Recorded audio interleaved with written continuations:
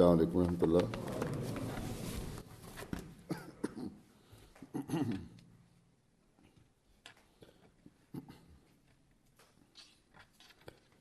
अशहदु अल्ला इलाहा इल्लल्लाह वहदहु ला शरीका लहू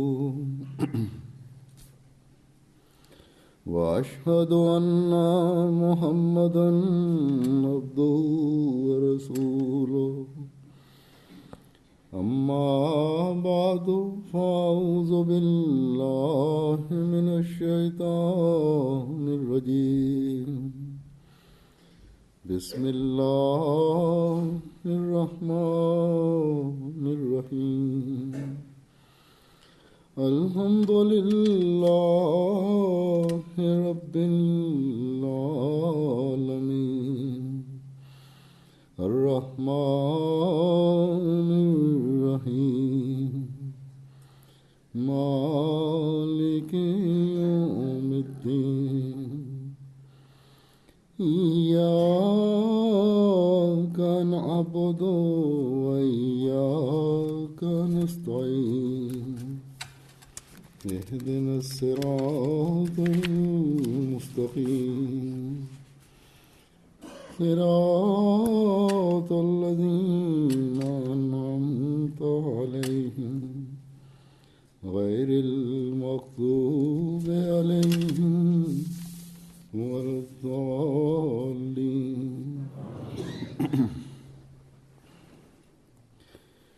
ये ज़माना जिसमें से हम गुज़र रहे हैं, nous sommes en train de vivre à l'époque de la renaissance de l'islam.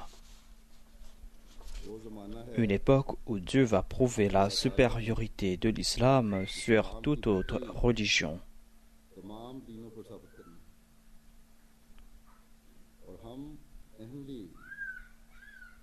Et nous, les Ahmadis, par la grâce de Dieu, nous avons cette certitude que Dieu est en train de prouver la supériorité de l'islam sur toute autre religion.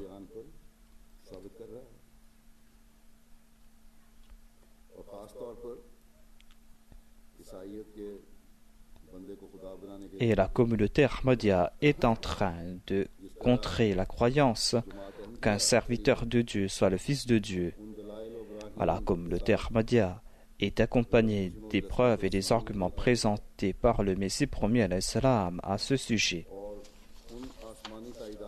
Et la communauté Ahmadiyya est aussi accompagnée du soutien de Dieu, soutien qu'il est en train de montrer en notre faveur à chaque instant. Et aucune autre communauté islamique n'est en train de faire un millionième de ce que la communauté Ahmadiyya est en train de faire. Personne d'autre ne pourra accomplir cette tâche, car Dieu voulait que cette tâche soit accomplie par l'entremise du Messie, du Mahdi et de sa communauté. Et celle-ci est en train de le faire. Le monde chrétien et ces musulmans qui sont nobles de caractère sont en train d'accepter cela.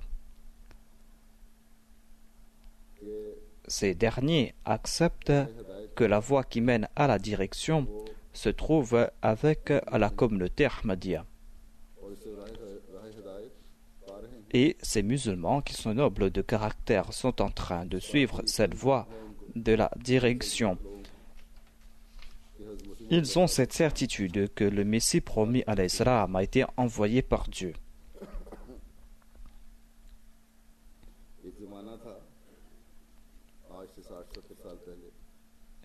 Il y a de cela 60 ou 70 ans de cela, les prêtres chrétiens clamaient que toute l'Afrique va se convertir au christianisme et que toute l'Afrique va accepter la divinité du Fils de Dieu. Il y a de cela 120 ou 130 ans de cela, les missionnaires chrétiens avaient annoncé la même chose en Inde.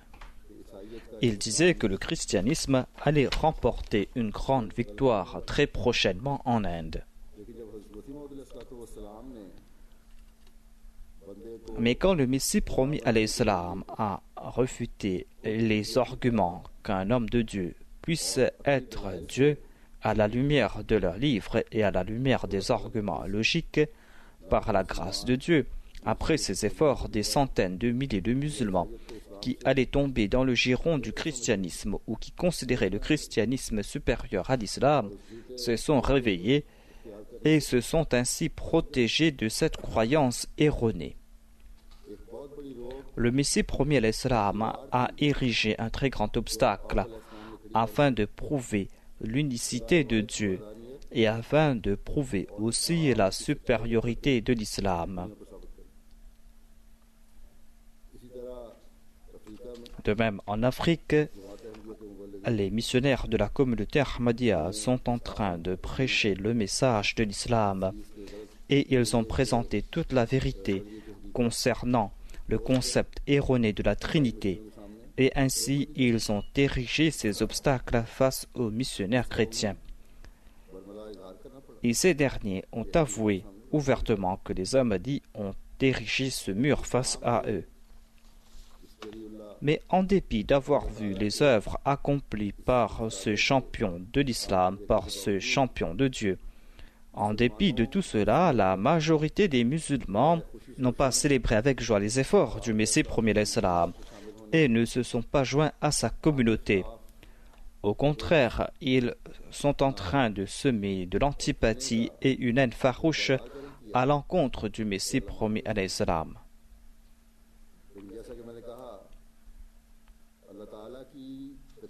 Le décret de Dieu a toujours accompagné celui qu'il a envoyé.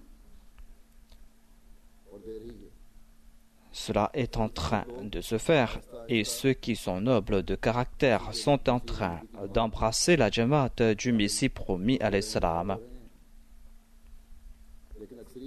Mais la majorité des musulmans ont peur des soi-disant ulémas et des mollahs et en raison de leur manque de connaissances, ils sont en train de ressentir cette hostilité à l'égard du Messie promis à l'Islam. Et tous les jours, dans les pays dits musulmans, en particulier au Pakistan, on est en train de lancer ces campagnes hostiles contre les Ahmadis. Il y a certaines chaînes de télé qui sont à l'avant-garde dans ce domaine. Des chaînes de télé qui sont vues et sont regardées dans le monde entier et en Europe. Et ces chaînes de télé sont en train d'exacerber les passions des musulmans et sont en train de les soulever contre les Ahmadis. Certaines chaînes de télé ne donnent pas cette permission en raison de leur code de conduite. Mais certains mollahs, au nom des œuvres de bienfaisance, achètent des temps d'antenne sur ces chaînes de télé. Et ces extrémistes font ces annonces en cherchant des prétextes. Ils disent que les Ahmadis doivent être tués. Quelques jours auparavant, un mollah a annoncé cela dans une chaîne de télé en Europe. Lorsqu'on a contacté le propriétaire de cette chaîne, il a présenté ses excuses et il nous a assuré qu'il ne va pas inviter ce mollah à l'avenir.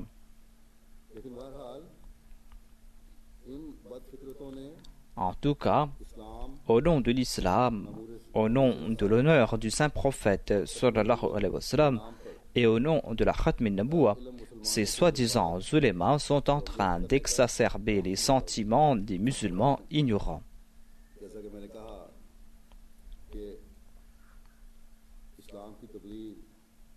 La communauté Ahmadiyya est en train de faire des efforts pour prêcher le message de l'islam, afin de prouver la supériorité de l'islam et pour montrer au monde le statut véritable du saint prophète Mohammed Mustafa sallallahu alayhi wa sallam. Et les ennemis de l'islam et les missionnaires chrétiens aussi sont en train d'accepter les efforts accomplis par la communauté Ahmadiyya. Ceux qui nous critiquent parmi les musulmans n'ont pas l'occasion de dépenser quelques sous pour servir l'islam, pour prêcher le message de l'islam. Leur seul souci, c'est de voler les richesses du pays.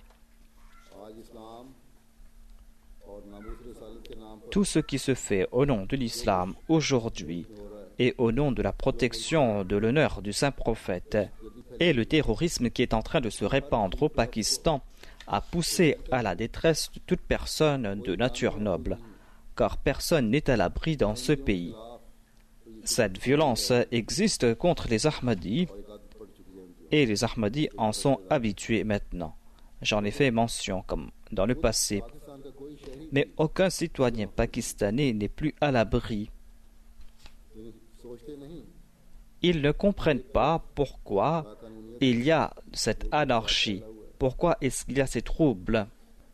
L'ordre et l'État n'existent pas.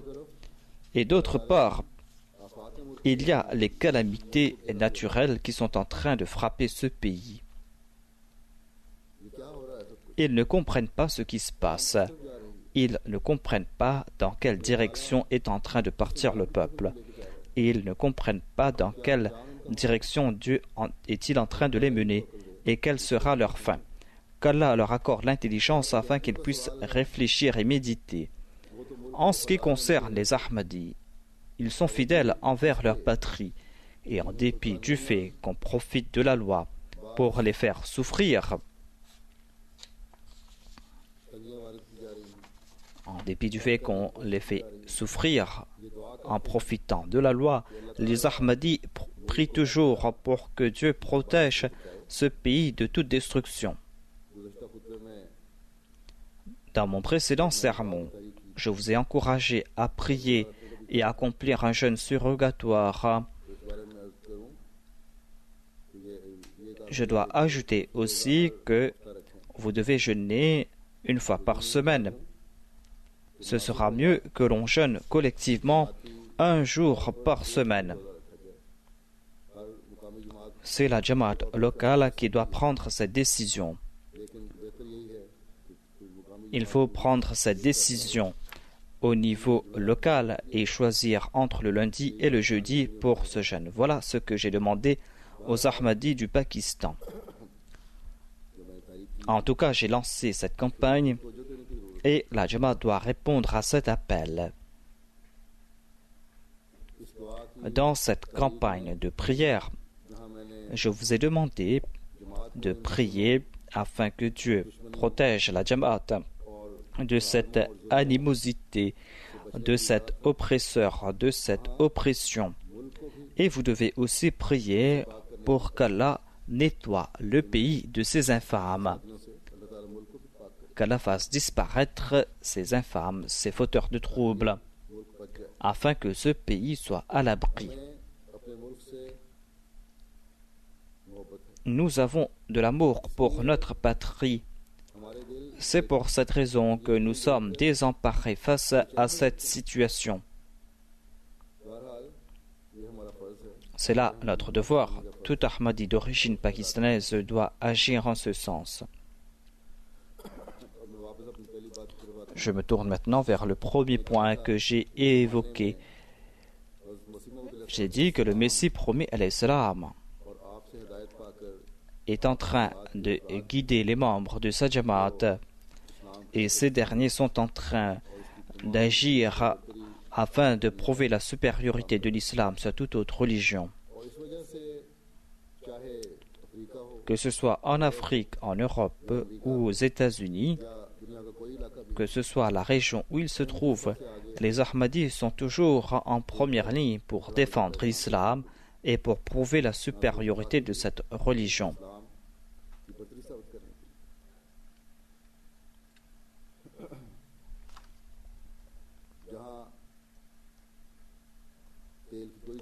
Ici, il n'y a pas de pétrodollar et les Ahmadis, pour la cause de Dieu, dépensent de leurs biens qu'ils possèdent afin d'avoir le plaisir de Dieu.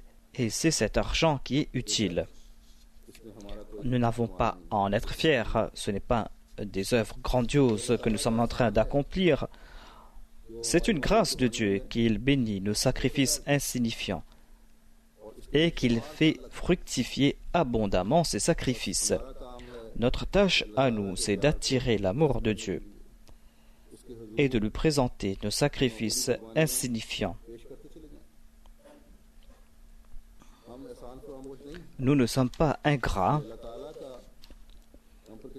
C'est là une grâce immense que Dieu nous a accordée.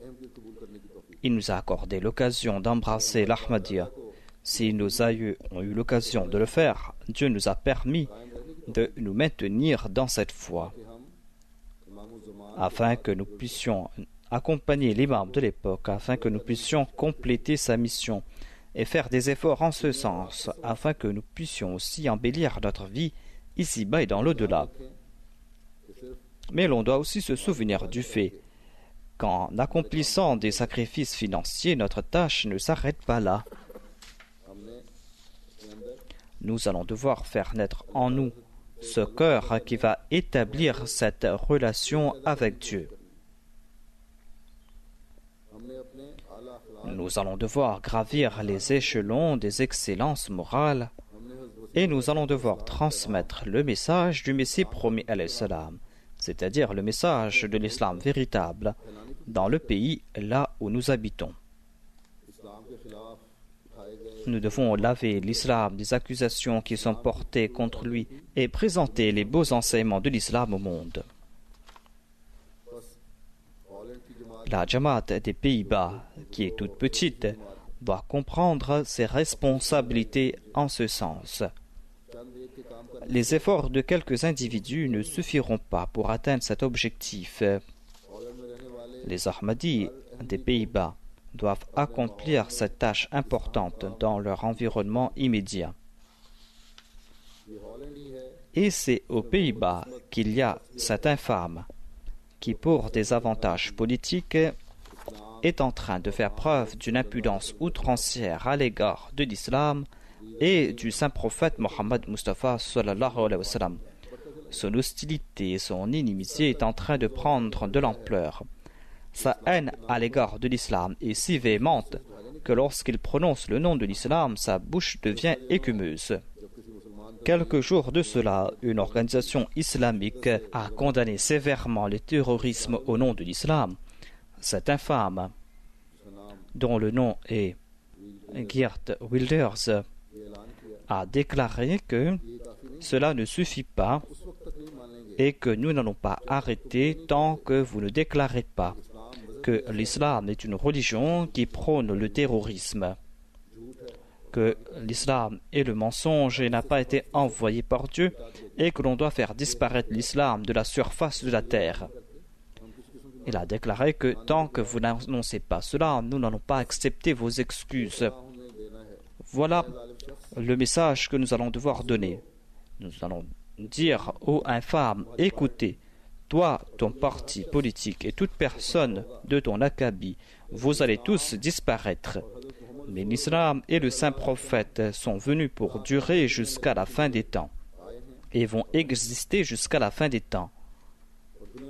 Et aucune force au monde, aucun grand pharaon, aucun grand ennemi de l'islam ne pourra faire disparaître l'islam. Dieu a envoyé le champion de Dieu. Et avec l'aide de Dieu, il va faire prévaloir l'islam dans le monde en dépit de votre hostilité. Et tout Ahmadi qui s'est lié avec ce champion de Dieu a fait ce serment.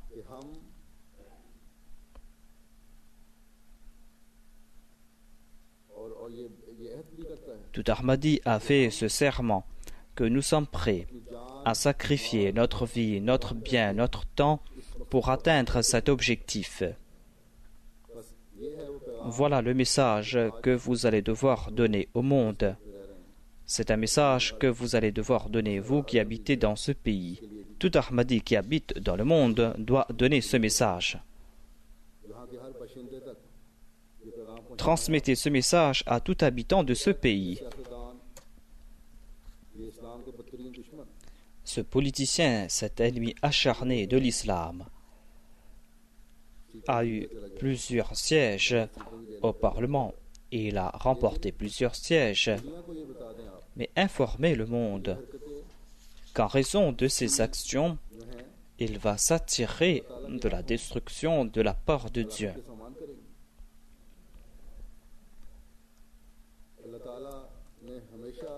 Dieu a tout le temps soutenu son prophète. Il a toujours protégé l'honneur de son prophète et il va le faire aujourd'hui aussi. Nous ne possédons qu'une force matérielle. Nous n'allons pas utiliser les méthodes de ce monde.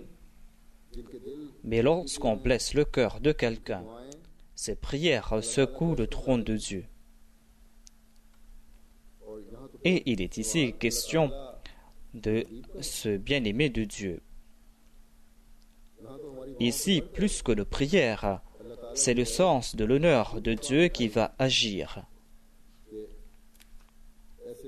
Et en fin de compte, on ne verra même pas la poussière de ces personnes abjectes.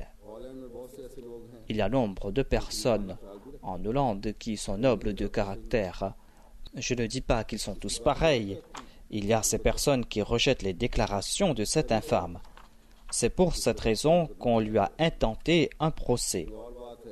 On peut dire qu'on est en train de le faire pour des raisons politiques.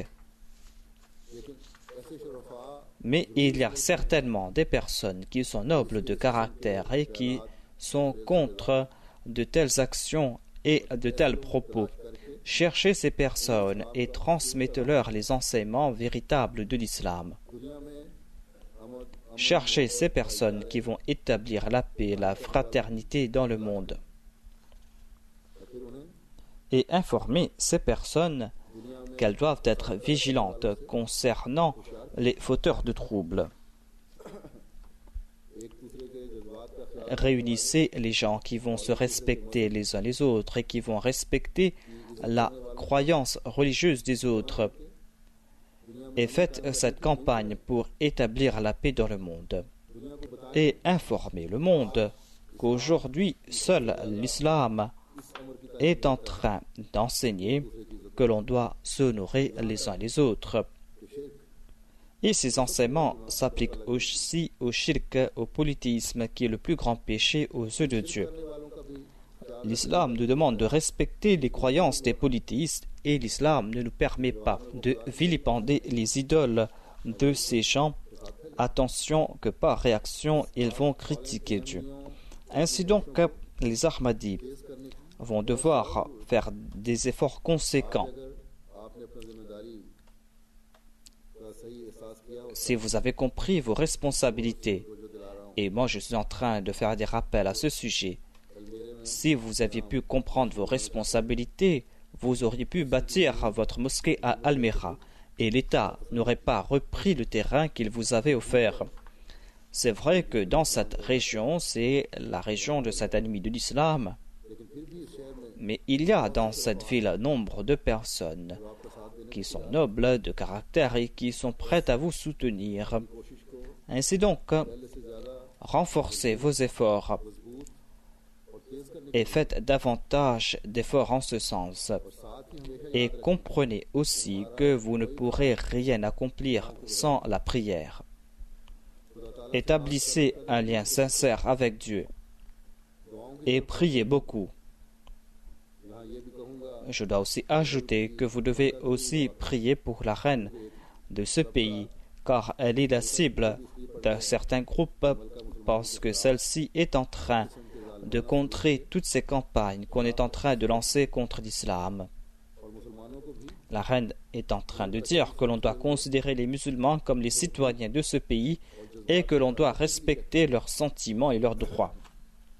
Et il est dit aux musulmans qu'ils doivent répondre au bien par le bien.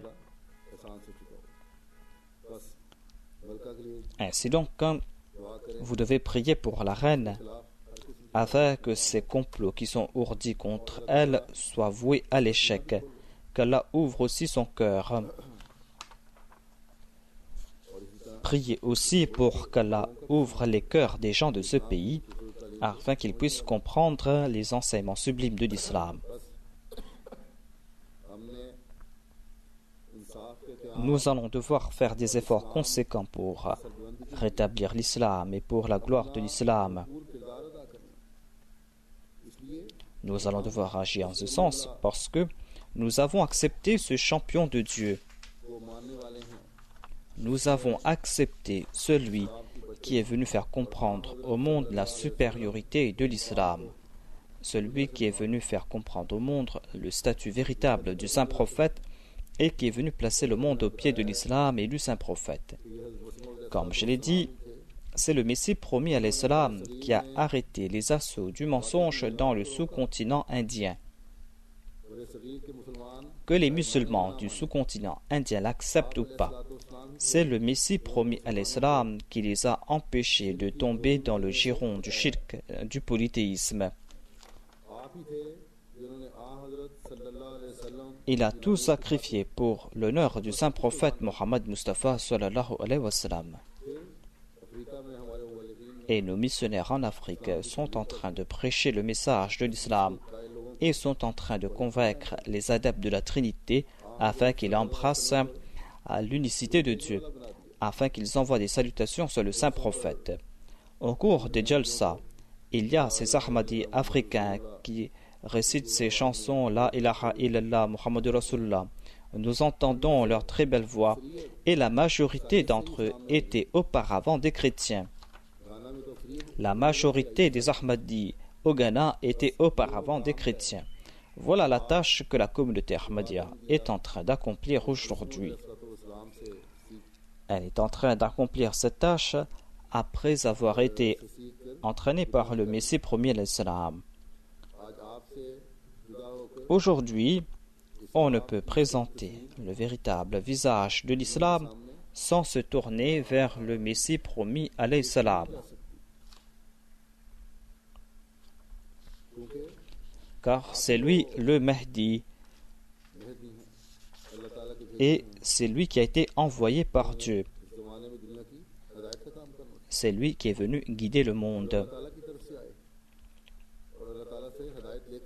Il est venu après avoir été guidé par Dieu. Il est l'amoureux du saint prophète Mohammed sallallahu alayhi wa sallam, celui qui a sacrifié chaque instant de sa vie pour que l'on reconnaisse le statut du saint prophète. On peut comprendre l'amour que le Messie premier alayhi salam avait pour le saint prophète grâce à ses écrits. À ce sujet, il déclare que sous la calotte du ciel, il y a maintenant un seul prophète et un seul livre, c'est-à-dire le saint prophète Mohammed Mustafa sallallahu alayhi wa sallam, celui qui est supérieur à tous les prophètes, celui qui est le plus parfait d'entre tous les envoyés, celui qui est le sceau des prophètes, celui qui est le meilleur des hommes. Et en le suivant, on rencontre Dieu. Et en le suivant, on se débarrasse des voiles ténébreuses et on voit sur terre les signes du véritable salut.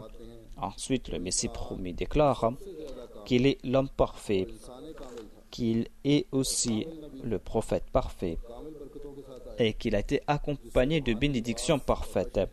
Et il a apporté la renaissance spirituelle et a apporté la première qiyamah. Et le monde qui était mort a repris vie avec son avènement. C'est un prophète béni. Il est la fierté des prophètes. Il est le dernier des prophètes, le sceau des prophètes, Mohammed Mustafa sallallahu alayhi wa sallam. Ô notre bien-aimé, envoie des bénédictions sur ce prophète, des bénédictions que tu n'as envoyées sur aucun autre prophète depuis la création de la terre. Ensuite, le Messie promis alayhi salam déclare: comment pourrons-nous conclure la paix avec ceux qui, sans fondement et sans crainte de Dieu, avilissent notre très cher prophète, Mohammed Mustafa sallallahu alayhi wa sallam, ceux qui le calomnient, ceux qui ne cessent de le pourfendre. Je vous le dis en toute vérité, qu'il nous est possible de nous réconcilier avec les serpents du désert et avec les loups de la forêt, mais nous ne pourrons jamais faire la paix avec ceux qui accusent vilement notre saint prophète, celui pour qui nous avons un amour plus grand que pour nous-mêmes et pour nos parents. Que Dieu nous donne la mort dans le giron de l'islam.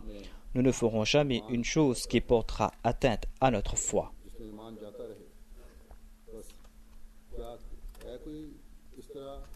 Est-ce qu'il y a quelqu'un d'autre qui a exprimé ainsi son amour pour le saint prophète Mohammed Mustafa sallallahu alayhi wa sallam? Est-ce qu'il y a quelqu'un qui a démontré un tel sens de l'honneur en sa faveur. À l'exception du Messie premier alayhi salam, vous ne verrez personne d'autre. Cherchez partout dans le monde et vous ne verrez jamais personne qui ne possède des qualités similaires. Mais malheureusement, une grande partie des musulmans n'ont pas seulement rejeté le Messie premier alayhi salam, cet amoureux du saint prophète, au contraire, ils l'insultent et ils le vilipendent. Au Pakistan, tous les jours, les mollahs lancent de telles campagnes. Ils le font aussi à Rabwa, où il y a 98% d'Ahmadis. Là-bas, les Ahmadis n'ont pas le droit d'organiser des jalsa, des rencontres ou des ijtima. Mais au nom de la Khatm an-Nubuwwah, les ennemis de l'Ahmadiyya ont le droit d'utiliser le langage le plus vulgaire et le plus obscène à l'encontre du Messie premier alayhi salam et contre sa communauté. À partir de l'après-midi, il y a eu cette réunion qui a été organisée à Rabwa. Cela doit se terminer aujourd'hui. Là-bas, on n'a pas parlé grand-chose concernant l'amour qu'on doit éprouver pour le saint prophète. Au contraire, on a utilisé un langage des plus vulgaires concernant le Messie promis. Ainsi donc, au nom de la Khatm an-Nubuwwah, on est en train de s'attaquer à cet amoureux du saint prophète.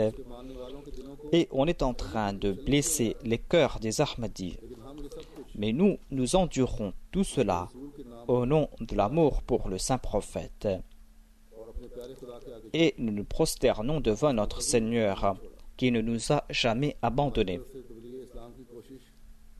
Même si nous ne faisons pas de grands efforts pour l'établir, Dieu lui-même est en train de guider les gens vers le Messie premier alayhi salam. Et c'est lui-même qui est en train de prouver l'authenticité du Messie premier alayhi salam. Et il est en train de le faire au cours de ces 125 dernières années. Dieu est en train d'ouvrir les cœurs de ces gens et leur accorde l'occasion d'embrasser l'Ahmadiyya.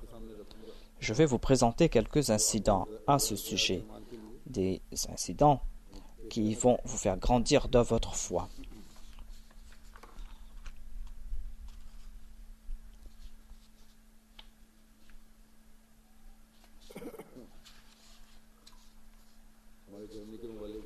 Notre missionnaire de l'Allemagne, M. Mohamed Hussein, a rapporté qu'il était en train de prêcher le message de l'Ahmadiyya à un certain M. Sabad.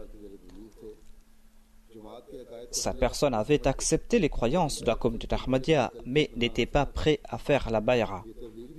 Il prêchait lui-même le message de l'Ahmadiyya et nombre de personnes avaient embrassé l'Ahmadiyya grâce à lui, mais lui n'était pas encore Ahmadi. Et il a déclaré qu'il avait encore certaines appréhensions. Un jour, il est parti voir le missionnaire et il lui a demandé comment prêter allégeance. Le missionnaire lui a dit que pourquoi cela. Et l'autre a déclaré: j'ai vu un rêve dans lequel j'ai entendu une voix qui disait que l'Ahmadiyya est un océan et n'importe qui ne pourra découvrir son trésor. Il a dit que cette voix m'a secoué de l'intérieur et il a embrassé l'Ahmadiyya dès cet instant. Nos missionnaires étaient partis dans un village de la Côte d'Ivoire afin d'annoncer l'avènement de l'imam Al-Mahdi. Et le chef de ce village est venu et a déclaré que dans un de ses rêves, vers 2 heures du matin, il avait vu une lumière sur l'horizon vers le nord. Et après une semaine, il a vu cette même lumière vers le sud. Le chef de ce village a rapporté ce rêve à ses ulémas et ces derniers ont répondu que tu vas recevoir une très bonne nouvelle, une bonne fortune. Après quelques jours, les missionnaires Ahmadis sont arrivés dans son village et l'ont informé à propos de l'avènement de l'imam Al-Mahdi. Il était très content, il a rapporté son rêve et il a déclaré: c'est là la bonne fortune qu'on avait évoquée. C'est la bonne fortune que Dieu m'a montrée dans la forme de cette lumière qui est apparue au nord et au sud. Il a déclaré que j'accepte cette vérité et je vous invite, vous aussi, les habitants de mon village à accepter la vérité. Et je vous donne la certitude que l'Ahmadiyya est cette bonne fortune. Acceptez-la. Et ainsi la majorité des habitants de ce village a embrassé l'Ahmadiyya. Il y a un certain M. Mourad de l'Irak qui a déclaré qu'il habite dans une région chiite, que son père et son grand-père sont chiites, mais qu'il n'était pas satisfait des croyances des chiites concernant l'imam al-Mahdi et qu'il y avait des lacunes dans leurs croyances. Un jour, dans un rêve, il a vu qu'il était assis dans sa chambre et qu'il a entendu la voix de 4 personnes, des personnes qu'il ne connaissait pas. Il est sorti et il a vu que ces 4 personnes étaient en train de laver sa maison avec un tuyau d'arrosage. Et il leur a demandé: que faites-vous ici? Ils ont dit que nous sommes en train de laver votre maison. Il a déclaré: quels sont vos ordres concernant mes voisins? Les 4 personnes ont déclaré que nous avons reçu l'ordre de laver votre maison.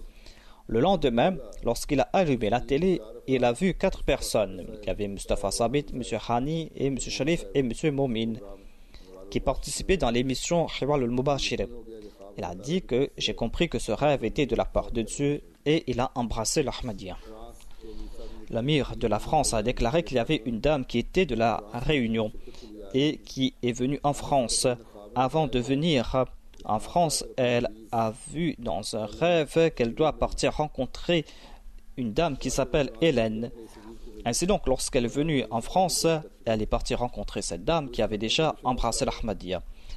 Elles sont parties à la mission et après quelque temps, cette dame a embrassé l'Ahmadiyya elle aussi. Le lendemain, lorsqu'on est parti à l'aéroport, là-bas on a rencontré l'époux et l'enfant de cette dame. Ces derniers ont dit que nous avons déjà entendu parler de l'Ahmadiyya, nous voulons embrasser l'Ahmadiyya. Ainsi, toute cette famille a embrassé l'Ahmadiyya. Il y a un certain M. Abdelmajid de l'Égypte qui a déclaré que dans un rêve, j'ai vu que j'étais dans une pirogue et que j'avais une pagaie dans la main et que je tournais en rond. Et il y a eu un torrent et la pirogue était sur le point de chavirer. C'est là que j'ai entendu la voix de Dieu qui m'a dit: prends le bâton de Moïse et frappe l'eau. Et j'ai eu un bâton dans la main. Je l'ai pris et j'ai frappé l'eau et la pirogue est arrivée dans un endroit élevé. Il y avait une ville avec de beaux bâtiments et les gens qui étaient là-bas étaient tous joyeux. On m'a dit que c'est la ville de la communauté Ahmadiyya et que je dois embrasser l'Ahmadiyya. Et j'ai compris que c'était un incident qui voulait me faire comprendre que je dois embrasser l'Ahmadiyya. Il y a M. Arshad qui a rapporté un récit qui date de l'an 2000. Elle a déclaré qu'une famille turque nous a contactés et les 2 époux sont venus à la mosquée. Lorsque cette dame turque a rencontré la femme du missionnaire, elle a commencé à pleurer. Elle a dit que quelques jours auparavant, j'ai vu dans un rêve que vous étiez en train de prêcher le message de l'islam et de l'Ahmadiyya et vous m'avez donné des messages concernant l'Ahmadiyya. Elle a vu le 4e calife à la télé et lorsqu'elle est rentrée chez elle, elle a commencé à prier et a dit que « Oh Allah, c'est un mystère pour moi, aide-moi et guide-moi. Si cette personne que j'ai vue à la télé est véridique, eh bien, fasse que je puisse rencontrer cette personne. » Et elle a dit que j'ai rencontré cette personne, c'est-à-dire le 4e calife, dans une vision, et ainsi 3 membres de cette famille ont embrassé l'Ahmadiyya.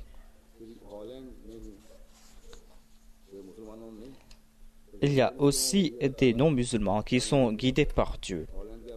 Aux Pays-Bas, votre missionnaire m'a écrit concernant une dame hindoue qui avait embrassé l'islam il y a 15 ans de cela et qui s'était mariée avec un Marocain nommé Youssouf Mansourla. Après son mariage, elle a vu un rêve dans lequel il y avait des gens en Inde qui portaient des vêtements blancs qui étaient réunis autour d'une personne et avec des signes de la main, il disait que cette personne était le Messie promis. Cette dame a rapporté son rêve à son mari. Celui-ci lui a montré la MTA. On parlait de l'avènement du Messie promis. Et elle a reconnu aussi la photo du Messie promis à l'islam. Lorsqu'elle a vu le Messie promis à l'islam, elle a dit que c'est la personne qu'elle avait vue dans son rêve. Et tous deux ont commencé à suivre les émissions de la MTA et ont décidé d'embrasser l'Ahmadiyya. C'est la tâche de la communauté Ahmadiyya de contacter ces gens et de faire en sorte qu'ils soient toujours en contact avec la communauté. On doit maintenir des contacts permanents avec eux afin qu'ils se rapprochent de la communauté. Il y a aussi les chrétiens qui sont guidés dans la bonne direction. L'Amir du Canada rapporte la conversion d'une dame qui s'appelle Brandy Wilson. Cette jeune femme habitée à Toronto était en contact avec un Ahmadi, M. Hassan Farouk, et cette dame a vu le saint prophète et Jésus-Christ dans son rêve. Ces derniers l'ont invitée vers l'islam. Et en fin de compte, elle a embrassé l'islam. Il y a un certain Emmanuel, un jeune qui habite la région d'Ontario. Alors qu'il était enfant, il voyait souvent une lumière dans ses rêves. Petit à petit, au fil de ses rêves, cette lumière s'est intensifiée. Ce jeune a embrassé l'islam il y a 1 an de cela et cette lumière s'est intensifiée davantage. Il a fait des recherches concernant l'Ahmadiyya et cette lumière n'a fait que s'intensifier dans ses rêves et il a commencé à voir les traits d'un visage.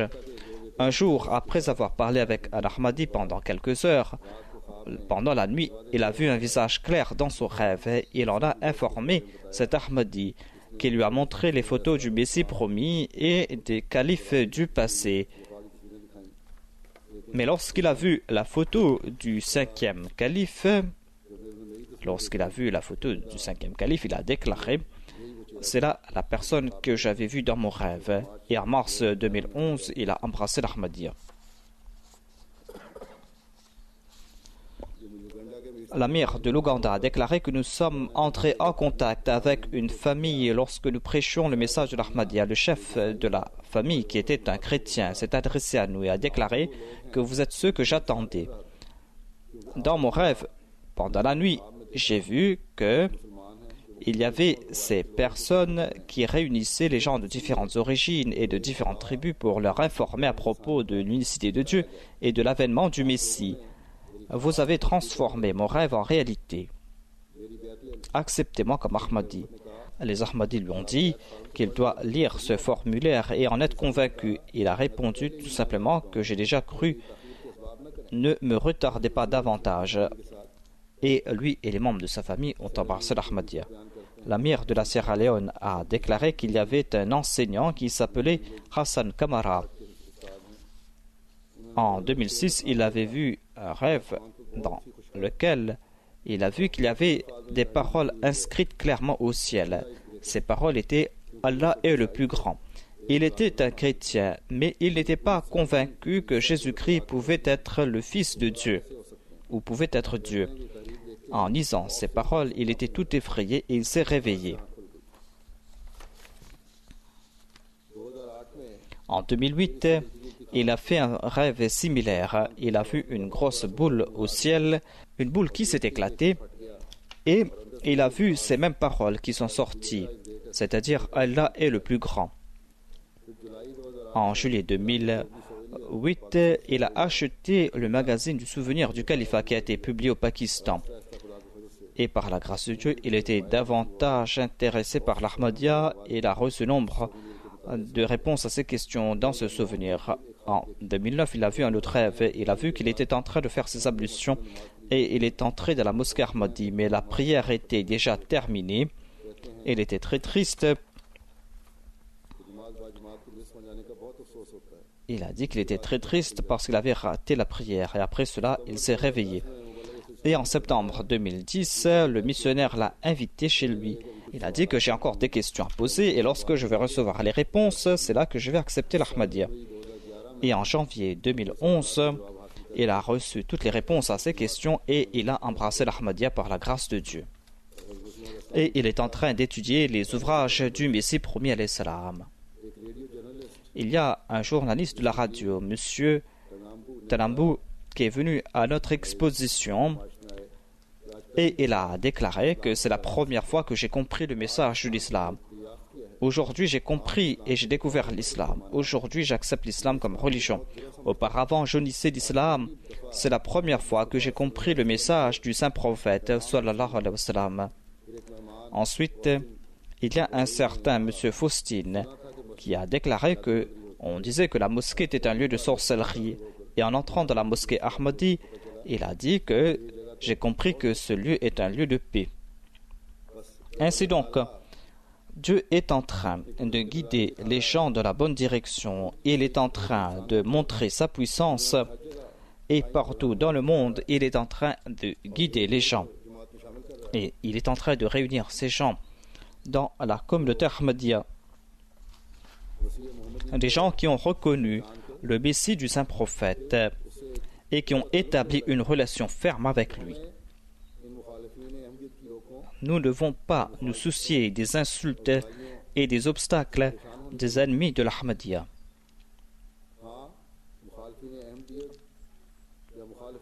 Lorsque les ennemis de l'Ahmadiyya, lorsque les ennemis de l'islam s'attaquent à notre maître, le saint prophète Mohammed Mustafa sallallahu alayhi wa sallam, ou lorsqu'ils insultent le Messie promis à l'islam, l'amour parfait du saint prophète, cela nous blesse profondément.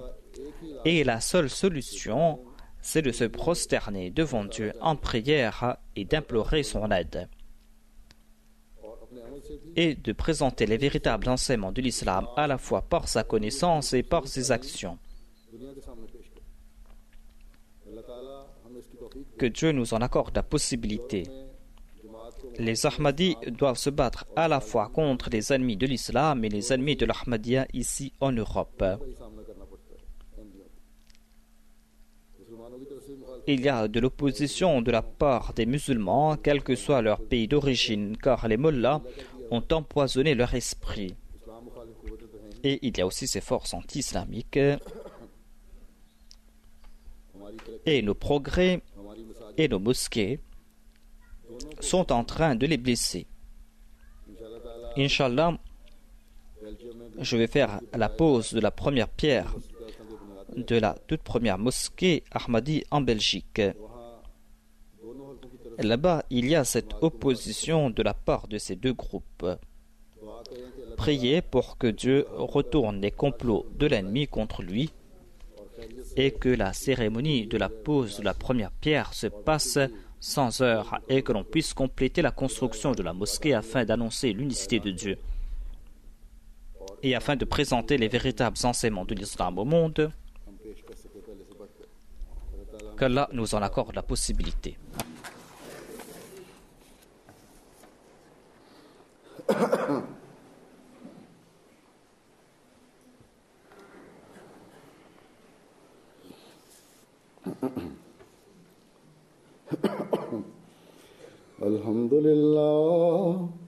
Alhamdulillah, nahmaduhu wa nasta'inuhu wa nastaghfiruhu wa nu'minu bihi wa natawakkalu alayhi wa na'udhu billahi min shururi anfusina wa min sayyiati a'malina. من يهده الله فلا مضل له ومن يضلل فلا هادي له ونشهد أن لا إله إلا الله ونشهد أن محمدا عبده ورسوله عباد الله رحمكم الله إن الله يأمر بالعدل والإحسان وإيتاء ذي القربى وينهى عن الفحشاء والمنكر والبغي يعظكم لعلكم تذكرون اذكروا الله يذكركم وادعوه يستجب لكم ولذكر الله أكبر